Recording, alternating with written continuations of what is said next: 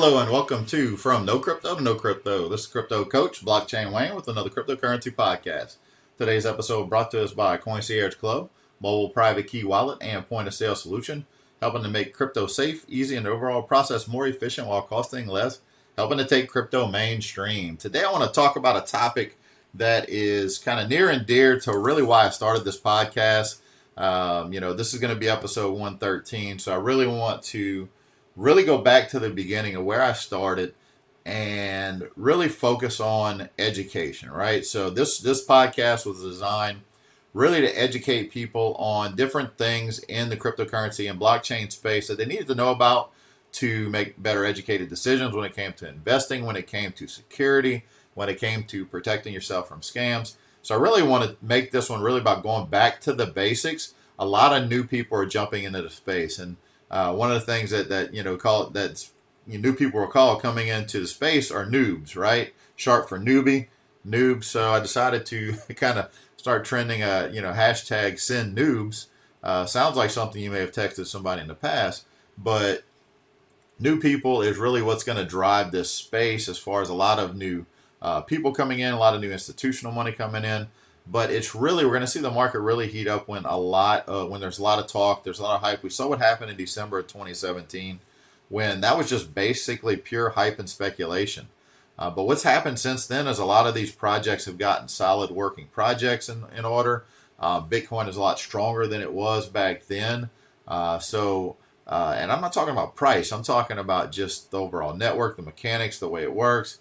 Just so many different things have improved since that bubble that you call happened at the end of 2017, where we saw Bitcoin and other cryptocurrencies have this meteoric rise and then drop back down all 2018, which is painful to watch us correct all the way back down to where it ended. December, where we pretty much saw the bottom in most cases, at least when it comes to Bitcoin. But if you've been watching other cryptocurrencies, what we call altcoins, in relation to Bitcoin value, when they're paired to Bitcoin value, they haven't exited the bear market yet. A lot of them have really, hit the lowest they've been in their value in relation to Bitcoin. Now, you may have seen their value in US dollar go up, but that's only because Bitcoin has been going up, right? But whereas you may say, you look right now, Bitcoin over the last 7 days is up 18%. A lot of altcoins are not up that much. They're up a little bit, but not that much, which means, they may have gained dollar value, but their value in relation to Bitcoin has really dropped. So, there's a lot of things that's going to happen. And one thing that really happens when the market really starts to pick up, I get a lot of phone calls. People start looking through the cryptocurrency charts and they see all these, for lack of a better term, cheap coins. And they don't really understand how to evaluate them. So that's one thing I want to talk about real quick is that, and then go over some of the basics just when it comes to certain things, whether it's wallet security, exchanges to use, what type of wallets to use, a little bit of who to follow. And I'll expand on this into further episodes like I've done in the past. But this is really, if you've been in the space a while, this episode may not be for you. But, a lot of times I talk to people even that have been in the space for a little while, and I might throw up some suggestions or different tips that they didn't know about, hadn't heard before. So you may catch a nugget here or there. If not, at least share it with somebody new, somebody that needs to know more about cryptocurrency, wants to learn more about cryptocurrency, right? So we're going to get back to the basics, right? So Bitcoin's been around 10 years now, almost 11. I say we're coming up on 11, but up in January of next year. But a lot's happened in the space, and a lot of people just don't understand how can Bitcoin have value and what it is. I mean, it's a digital asset. Yes, it is, but it solves a lot of different problems that digital currencies that have tried to be created before cryptocurrency failed at for several flaws that caused them not to be a viable solution. One was being centralized, being controlled by a central entity. And then the second one was being an issue with double spend, being able to spend the same balance at the exact same time in two different spots, which would cause, in essence, a negative balance. So you can't have a negative balance when it comes to a cryptocurrency wallet. So this is something that you really want to learn, you want to understand, and we can go into that. So June of last year, I published a book, same name as the podcast, From No Crypto to No Crypto. It's a very short book. Paperback, I believe, is still like $6.99 on Amazon. You can get the Kindle version for $3.99, and it's a very short read, but it's really designed for the new person, the beginner, just to kind of point them in the direction of some resources. And honestly, I got to go through and make some updates, some things. A lot's changed in the last year, but there's still a lot of good information in that book. Not looking to make, get rich off the book, but it's just something that I felt was necessary to really help start pointing people in the right direction. Giving out a lot of promos, sold quite a bit, but it was really just about doing that. And then the podcast was an expansion of that, because most people, you may not have time to watch a video. You may not have time to really dig in and read a lot of news articles, but most people have 10, 15, 20 minutes where they're riding in the car. So that's why I created this podcast. The goal for the episodes are usually 20 minutes or less. The only time I really go over that is whenever we're doing some special guest interviews. But let's take a look at some of the basics, right? So wallets is the first thing you want to understand. So cryptocurrency wallets is one thing I get people all the time asking questions about. Is this a good wallet? Is that a good wallet? And really, any wallet where you control the private keys is the best, right? And I'll give you an example. Example of a good mobile wallet that you can have on your mobile phone is the Exodus mobile wallet. Also, the Engine wallet, ENJIN. Those two wallets are phenomenal. Got great security. You control your private keys, but you're the bank, you're the security guard. So you also can't get lazy when it comes to security. You can't just take your seed phrase or backup phrase, which is usually a 12 to 24 word phrase that they give you to be able to restore the wallet if you forget the password. You can't just store that on a computer. You can't just store that in an email. I know someone, a mutual friend of mine, his friend actually had a wallet. I'm not going to name which one, but it's a very secure wallet. But he stored his seed phrase in his email, and also the same password to his wallet was also the password to his email address. So what happened was his email had got hacked. They figured out, his password was compromised on the email, and they were able to find other accounts associated with it through the email and be able to drain that cryptocurrency wallet. So you are the vault, you're the security, you got to protect that. A couple things you can do. One, always write them down on paper. Don't store them digitally on the notepad, WordPad on your phone, or even in Notepad on your computer. One of two things. One being write them down on paper, keep a notebook in a safe somewhere, and have multiple copies where if something happens, it's protected, right? Fireproof safe, something happens, you can still access it. But also, there's a device you can get called Safe Ledger, safeledger.tech. If you go to their website, you can either order, it looks like it is a flash drive that has a program on it that allows you to store your private keys and backup seed phrases in your, on that flash drive, which is encrypted and removed from the internet. Now, every time I use mine, I disconnect my computer from the internet beforehand. Probably just being overprotective, but you don't want to get too lazy when it comes to your cryptocurrency. And you can find that on safeledger.tech. You can either buy the flash drive and they'll send it to you, or there's a lower price option where if you already have a flash drive, I recommend one that you haven't used before, then you can just buy the program and download it save it to the flash drive and be able to do that. So that's when it comes to wallet security. Those two are the best ones when it comes to mobile. You may think, some people will tell you in the beginning they store cryptocurrency on Coinbase or Gemini. And don't get me wrong, guys, that's a great entry point for people. Now, a lot of people that have been in the space for a long time will flat out warn you, stay away from Coinbase, stay away from Gemini, control your private keys. But we've got to be honest with, some people are not ready to control their private keys yet. So we want to make sure we at least direct them to legitimate sites, legitimate resources, where yes, as you learn more about crypto, you need to protect it, move it to a wallet that you control everything. But Coinbase and Gemini are easy entry point for many people to buy when it comes to crypto. And there's a lot more options coming available. Just make sure you research and figure out what's best for whatever country you're in, wherever you're listening from. Make sure that it's legit. I'm talking what I know from the U.S. Coinbase, Gemini, both have the options to purchase crypto and make it very easy. Sometimes I'm trying to get somebody new into crypto. If they already have the Cash App on their phone, I'll just challenge them to go in the Cash App and buy Bitcoin.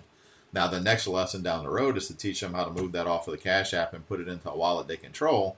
But people's interest in an asset tends to increase once they own some of it, right? They want to know what's going to happen with it. When should I buy it? When should I buy more? When should I sell? If they want to know that, then they need to really educate themselves, and that's what this is about. So other wallets you can look at. So Exodus, which I mentioned earlier, also has a downloadable wallet for your desktop. They can both be found at exodus.io. you can go there, download either the mobile wallet app, or you can download the desktop version to your computer. The safest and most secure wallet that you can have out there right now is going to be your Nano Ledger X or Nano Ledger S's or your Trezor wallets. Those are what we call cold storage wallets. They may either look like a flash drive. The Trezor is a little bit fatter than what a flash drive would look like, but it's a digital device, plugs into your computer, allows you to be able to store your crypto offline cold storage, which is why it's called a cold storage wallet. But that allows you to be able to protect your assets. Now, here's how I tell people to look at it, right? So when I look at my desktop wallet, my desktop Exodus wallet, that is something where I have a decent amount of assets. You would think, okay, if you had, a spot in your house where you would keep maybe a few hundred to a few, $1,000, $2,000 at the most, stored, that you didn't want to have on your, in your personal wallet, your physical wallet when you're walking around with you. I'm just comparing this to regular cash, and I don't like to do that a lot, but most people understand that. So, you would have that in a little lockbox or something, right? Versus the more, the big money, like if you've got thousands of dollars, you would want that in a vault, in a safe and secure place. That's your cold storage wallet when you compare it to crypto. But you want to be out and about, and eventually, hopefully your goal is like mine, that one day, when the crypto that we've invested in is worth a lot, of whatever, we don't have to cash it out to another currency to be able to use it, that we'll just be able to spend it, right? So to be able to have that on a mobile wallet is going to be key. So I compare what's on my mobile crypto wallet as to what I would normally keep, maybe saying in my physical wallet in my pocket, right? I had a few $100s on me. I may keep that at the most just to walk around with, but the rest of it's back at home, safe and secure where it's supposed to be. And that's really what it is about crypto. The good thing is you can link into these wallets that may hold more if you need to access more from home. So you basically become the bank. You can't have your assets frozen. You control it. That's the key when it comes to crypto. So understanding when you control your private keys, those wallets that you control, and what is a private key versus a public key. So your public key is if I wanted you to send me Bitcoin, I would share my public key with you, my public address.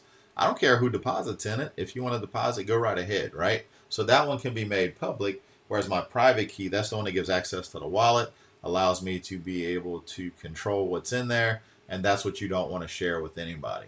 I always found it kind of silly, like when you go into a bank and you're looking to make a deposit of cash or deposit a check into an account, they always want an ID to make sure that you're the right person that's supposed to be depositing into that account.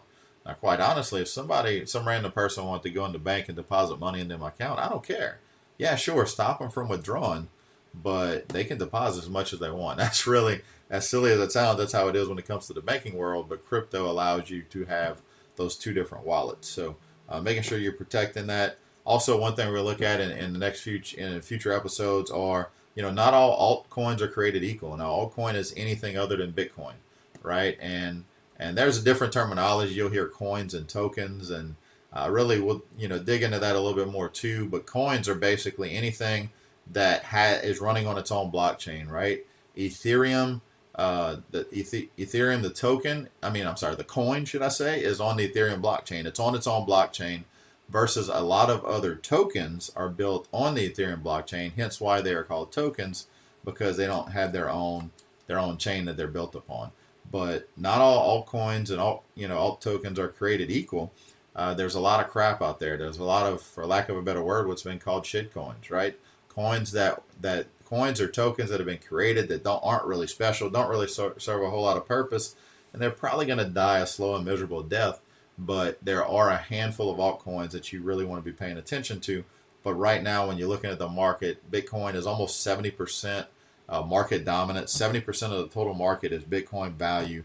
Bitcoin is strong. Everything else is taking a back seat right now. So whether you got solid projects or not, unless you're just accumulating for the long term, you want to look at where the market is hot, right? So then you look at where to buy and sell crypto. I mentioned Coinbase. I mentioned Gemini.